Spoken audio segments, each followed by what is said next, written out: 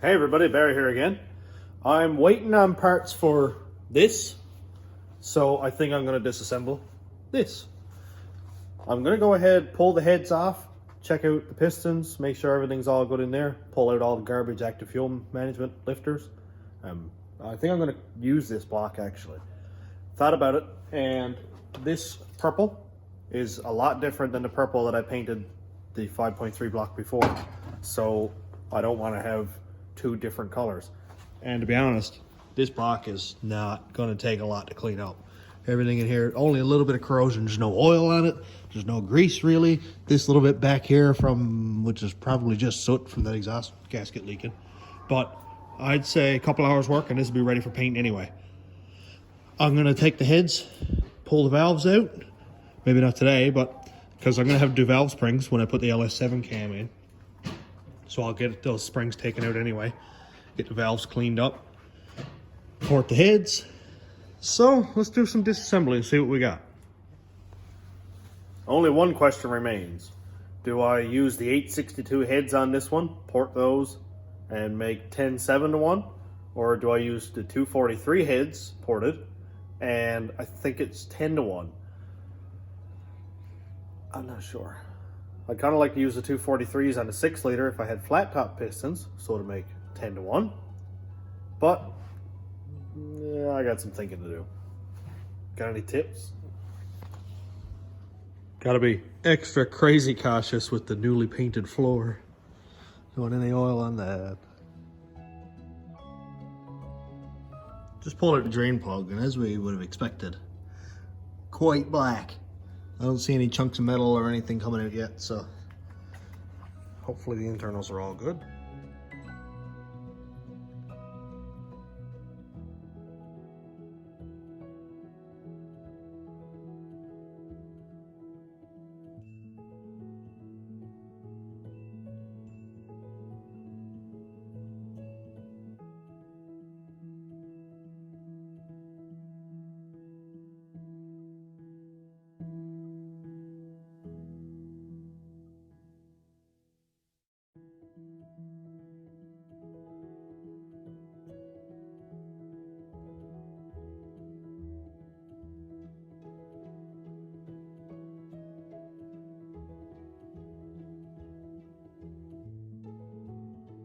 Just pulled plugs out of the engine, and I have these in the same orientation, like 1, 2, 3, 4.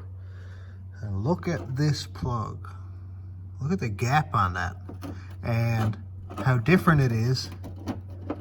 Let's see if we can get it. Here we go. Look at that. The point is burned right off of this #1 plug. They're all oiled up pretty good. I don't know what's going on with this one. That one's almost looks gas washed. What a state.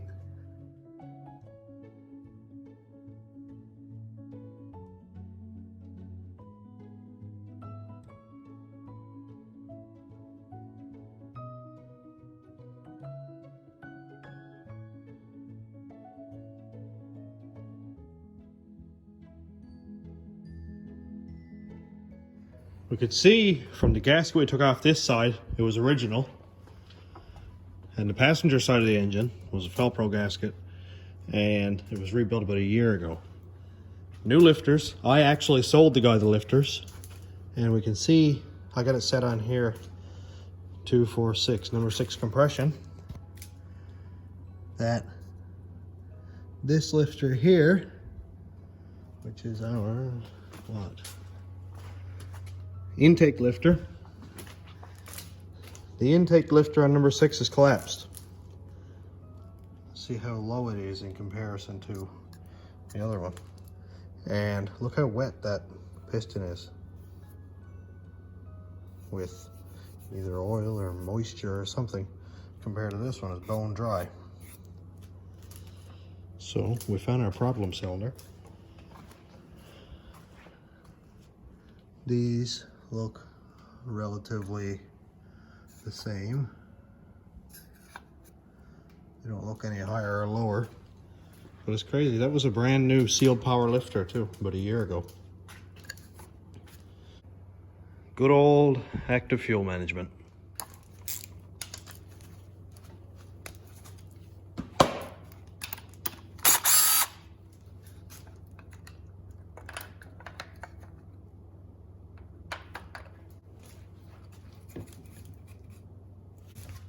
Okay, here we can plainly see that one is collapsed.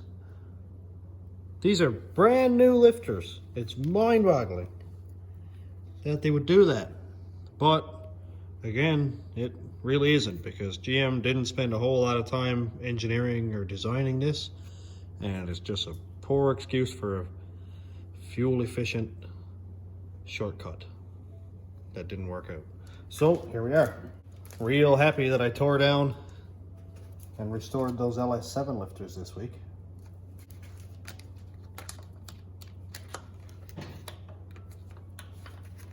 Pretty sure these are brand new too.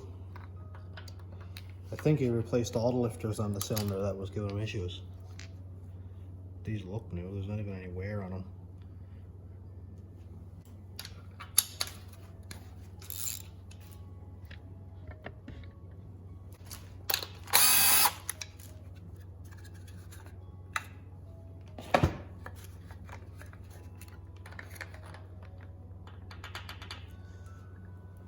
More junky active fuel management lifters.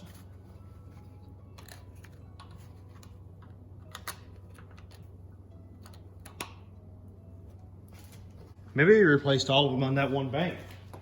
Because the two non-AFM lifters look new too.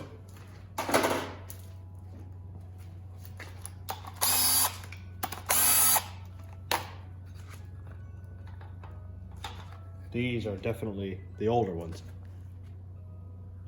A lot of burnt up oil on them. They have scuff marks here. Here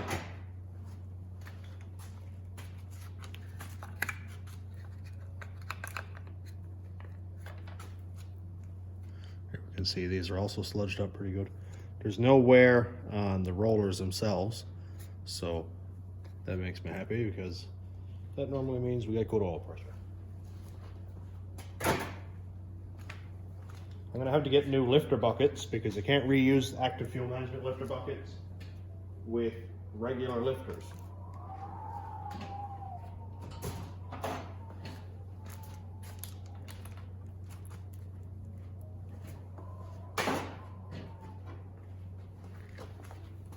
So they're definitely new compared to this old one over here. You can see how much oil is burnt into here and baked on.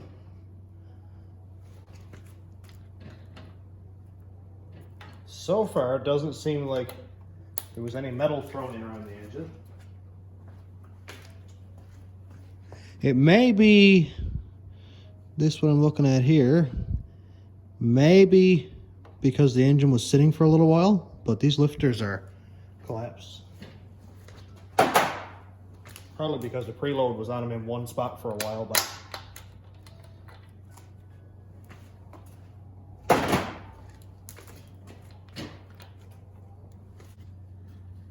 Now we'll get the front damper off and pull off the front cover and haul this old garbagey cam out. You can't reuse the active fuel management cam when you're doing a delete like this, when you go to put regular lifters back in and plug all these ports on top here, because it's a different pattern cam, and apparently it won't run correctly, or it won't run smoothly with regular lifters.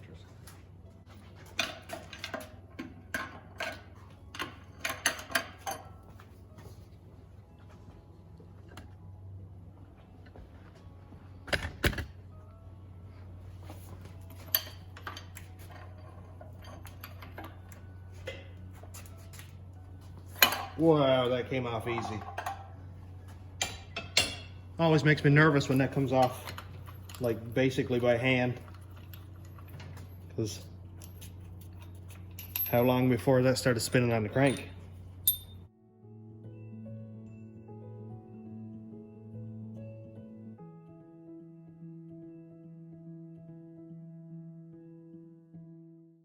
Got the hardest part done, the balancer's off.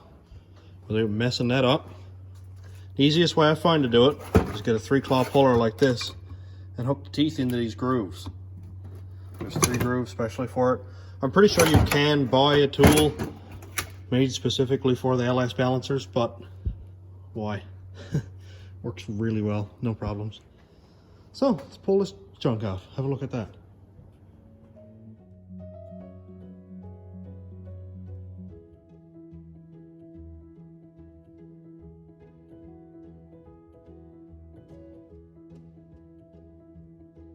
Here we go. First thing I notice is it's got a single bolt cam gear. The LS7 cam has a 3-bolt. So it's got 3 perimeter bolts out here rather than the 1. So I'm gonna have to get the GTO cam gear. I was thinking maybe I'd switch mine over to Gen 4 electronics, go with the 58X crank sensor and a 4X cam sensor. But either way, I gotta buy a gear anyway. Which is still not a big deal. Everything in here looks normal.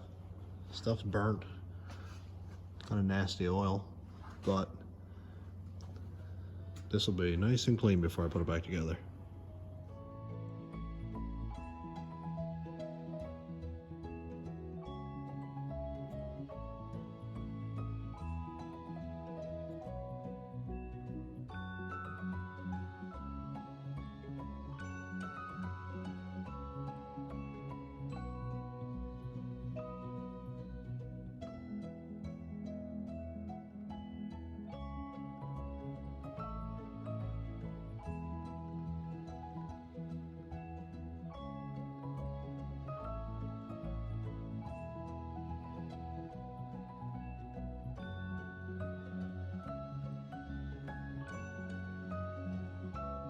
I cannot believe how clean this block is. It's just dusty. That's it. I'm going to leave the crank where it is for now because I am still tossing around the idea of upgrading my electronics to Gen 4. I have the PCM, I just have to repin the connectors for my harness I have now. Still stick with cable throttle and everything, just do the conversion there. But we're in good shape. Basically now I'll just tape it off, clean it up. I'm not even going to bother to power wash the block because it's really clean. There's not have to degrease it. Just a couple small spots like over here I'll have to get rid of the oil that dripped on it, but and it's ready for paint. Should move along fairly quickly. Something that I noticed when I was going through this, the last LC9 that I took apart had valve reliefs in the pistons. It had 4 valve reliefs, I think, or actually 2. They were diagonal like this.